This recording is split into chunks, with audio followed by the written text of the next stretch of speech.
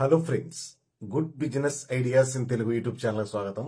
Friends, మన channel ద్వారా ఎన్నో కొత్త వ్యాపారాలు మీ అందరికీ తెలియజేస్తూ వస్తున్నాను. ఈ రోజు కూడా సరికొత్త వ్యాపారాన్ని మీకు తెలియజేయబోతున్నాను.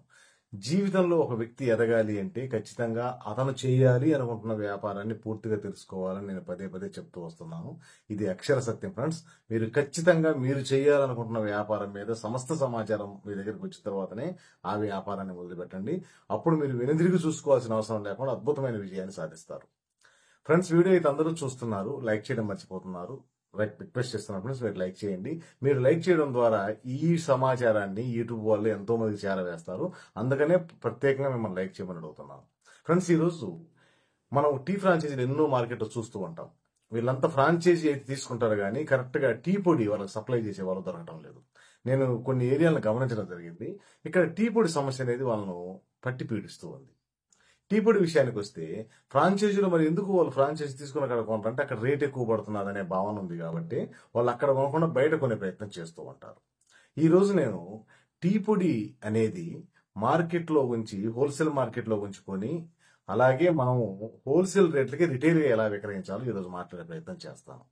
ఈరోజు టీ పొడి అనేది తక్కువగా మీరు 5,000 పెట్టుబడితోనే మీరుంటున్న ఊర్లో ఈ వ్యాపారం స్టార్ట్ చేయొచ్చు. మరి 5,000 పెట్టుబడితో ఎలా చేయాలి, ఎక్కడ టీ పొడి కొనాలి, ఏ విధానంలో ముందుకెళ్ళాలి, ఏ విధానంలో ముందుకెళ్తే మనం అనుకున్న లక్ష్యాన్ని చేరగలము, ఇలాంటి విషయాలు స్పష్టంగా వివరంగా మాట్లాడుకునే ప్రయత్నం చేద్దాం. ఇక బిజినెస్ అనేది మనందరికీ తెలిసిందే. ఈ రోజు టీ పొడి వ్యాపారాన్ని మీరు కరెక్ట్ వేలో కానీ తీసుకెళ్తే ఈ వ్యాపారం అద్భుతమైన ఆదాయాన్ని ఇస్తుంది, అందులో ఎటువంటి డౌట్ లేదు. కాకపోతే ఈ టీ పొడి కొనే విషయంలోనే కొంచెం మెలకువలు పాటించాలి. మరి ఎక్కడ కొనాలి ఈ టీ పొడిని, అంత రీజనబుల్ రేట్ అక్కడ వస్తుందా అనేది మనం ఖచ్చితంగా తెలుసుకుని కొనుగోలు చేయాల్సి ఉంటుంది. ఈరోజు మార్కెట్లో టీ పొడి చాలా మంది కొంటూ ఉంటారు. కాకపోతే హోల్సేల్ డీలర్స్ దగ్గర లేకపోతే సూపర్ స్టాక్స్ వాళ్ళు చెప్పుకుంటుంటే వాళ్ళ దగ్గర కొని కొంత ఎక్కువ రేటు కొనడం వల్ల వాళ్ళకి నష్టభయం కూడా ఉంటుంది. అలా కాకుండా మీరు ఒక ప్రణాళిక ప్రకారం ఖచ్చితంగా సమస్త సమాచారం కానీ తెలుసుకొని కానీ ముందుకెళ్తే అద్భుతమైన రిజల్ట్ ఉంటుంది.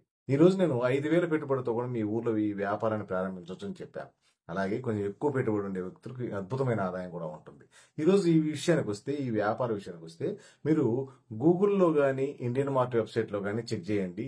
టీ పొడిని లార్జ్ క్యాప్లో అమ్మేవాళ్ళు అస్సాం టీ పొడిలో చాలా రకాలు ఉంటుంది. సన్న తువ్వ లాంటి పొడి ఉంటుంది, కొంచెం గండుగా ఉండి ఉంటుంది, చాలా రకాల టీ పొడులు ఉంటాయి, రకరకాల టేస్ట్లో ఉంటుంటాయి. ఇవి అందరూ కొన్ని లీఫ్ రూపంలో కూడా మనకి మార్కెట్లో దొరుకుతుంటాయి.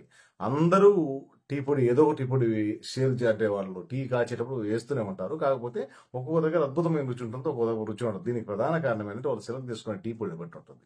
ఈరోజు మార్కెట్లో మీరు ఈ వ్యాపారాన్ని ప్రారంభించేటప్పుడు ఖచ్చితంగా ఎవరైతే ఈ హోల్సేల్ డీలర్స్ ఉన్నారో ఈ టీ పొడిని కంపెనీల దగ్గర నుంచి, తయారీదారుల దగ్గర నుంచి కొనుగోలు చేసి వీళ్ళను సూపర్ స్టాకిస్ట్ అంటారు, అలాగే హోల్సేల్ డిస్ట్రిబ్యూటర్ అంటుంటారు. వీళ్ళు ఇండియన్ మార్ట్ వెబ్సైట్లో వీళ్ళ అడ్రస్ ఉంటాయి. అలాగే గూగుల్లో చెక్ చేసుకోండి. ఆంధ్రప్రదేశ్లో టీ పొడి హోల్సేల్ డీలర్స్ అని కొడితే మీకు కొన్ని పేర్స్ వస్తాయి. వాళ్ళతో మాట్లాడి వాళ్ళ షాప్కి వెళ్ళి కూడా పరిశీలించండి. కొంతమంది ఏంటంటే బల్క్ వ్యాపారం చేస్తూ ఉంటారు. వాళ్ళు జిల్లాకు ఒకటి షాప్ ఉంటుంటుంది.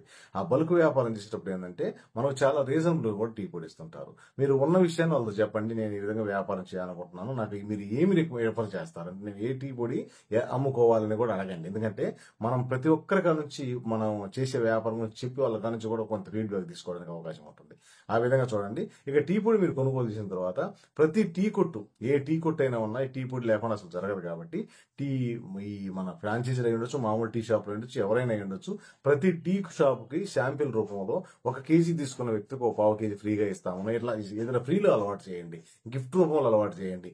అలాగే ఫస్ట్ అసలు మనం అలవాటు చేయాలి, మనం అమ్ముతున్నట్టు తెలియాలంటే వాళ్ళ దగ్గరికి రెగ్యులర్ గా వెళుతూ ఉండండి. ఈ విధంగా ఒక స్ట్రాటజీ, అంటే నేను ఒక విధానం చెప్పాను కానీ ప్రతి ఒక్కరికి ఒక విధానం ఉంటుంది. మీరు ఏ విధానంలో ముందుకెళ్ళగలరు, మీరు ఏ విధానం అయితే మీకు సూటబుల్ అవుతుందో ఒకసారి ఆలోచించండి. ఈరోజు కొందరు ఏం చేస్తుంటారంటే, నేను టీ పొడి షాంపుల్ గా ఇస్తుంటాను, ఇది వాడండి బ్రదర్, వాడితే బాగుంటే మళ్ళీ నన్ను కాంటాక్ట్ చేయండి, ఇది ఈ రేట్ ఉన్నది, ఇది ఈ రేట్ ఉన్నది అని 2 శాంపిల్స్ కొంచెం ఇస్తూ ఉంటారు. ఒక రోజు టీ పెట్టి వాళ్ళు చూసిన తర్వాత కస్టమర్ని అడుగుతుంటారు ఫీడ్బ్యాక్, ఎలా ఉంది టీ పొడి, బాగున్నదంటే అది కొనుగోలు చేస్తూ ఉంటారు. ఈ విధంగా మనం పరిచయం చేసుకోవచ్చు షాప్ వాళ్ళని. అలాగే ఈ విధంగా తో పాటు గిఫ్ట్లు, ఈ గిఫ్ట్లు అంటే మీరు 10 కేజీలు టీ పొడి కొంటే మీకు ఒక గిఫ్ట్ ఇస్తాను. మనకు 10 కేజీల మీద ఎగ్జాంపుల్గా మనకు ఒక రూ. 500 ఆదాయం వచ్చింది. ఒక రూ. 300, రూ. 250 వాళ్ళకు గిఫ్ట్ రూపంలో వాటిని ఇవ్వడం. రకరకాలు ఉంటాయి, హాట్ బాక్సులని, ఇంకోటని ఏదో ఒక డబ్బాలు, చక్కెర పోసుకునే డబ్బాలు, ఇలా ఏవో ఉంటాయి. కాబట్టి కస్టమర్కు గిఫ్ట్ ఇస్తున్నారంటే ఆ రేటు వేరు, నేను గిఫ్ట్ ఇచ్చేది వేరు అనే భావంతో కానీ మీరు ముందుకెళ్ళగలిగితే ఎక్కువ మనం సేల్స్ చేసుకోగలుగుతాం. ఇలా ఒక్కరు ఒక విధానం అవలంబిస్తుంటారు. మీరు ఏ విధానంలో ముందుకెళ్లాలనేది మీరు ప్రణాళిక ప్రకారం ఒక ప్లాన్ చేసుకోండి, అప్పుడు బాగుంటుంది. ఇక వ్యాపార విషయానికి వస్తే కొంచెం మనం ప్రారంభించినప్పుడు కొంచెం స్లోగా ఉంటుంది. తర్వాత ఒకసారి పికప్ అయిన తర్వాత మీకు చేసినంత పని ఉంటుంది. మీరు ఒక ఊర్లో ఎక్కడికో పోయి చేయాల్సిన అవసరం, మీరు ఉంటున్న ఊరు నుంచే ఒక వ్యక్తికి అద్భుతమైన వ్యాపారంగా మార్చుకోవచ్చు. ఒక వ్యక్తి ఇక్కడ నేను అందుకని తమ్ముళ్ళు కూడా చెప్పాను, తక్కువలో తక్కువ 5,000 నుంచి మీరు ప్రతి నెల 30,000కు పైగా ఆదాయం సంపాదించవచ్చు చెప్పాను. 30,000 రావడం అనేది పెద్ద విషయం కాదు ఫ్రెండ్స్. ఎందుకంటే ఒక వ్యక్తి కొత్తగా ప్రారంభించినప్పుడు కూడా అంత ఆదాయం సంపాదించవచ్చు అని చెప్పడానికి నేను ఆ విధమైన తమ్ముళ్ళు వాడాను.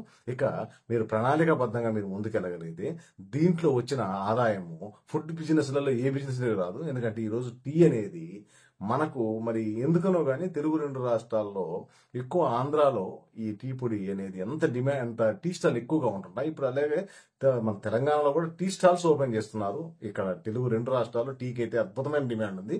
కాకపోతే మీరు ఏ ఏరియాలో ఉంటున్నా కూడా ఆ ఏరియా వరకు మీరు కవర్ చేసుకోగలిగితే మీ వ్యాపారం అద్భుతంగానే ఉంటుంది.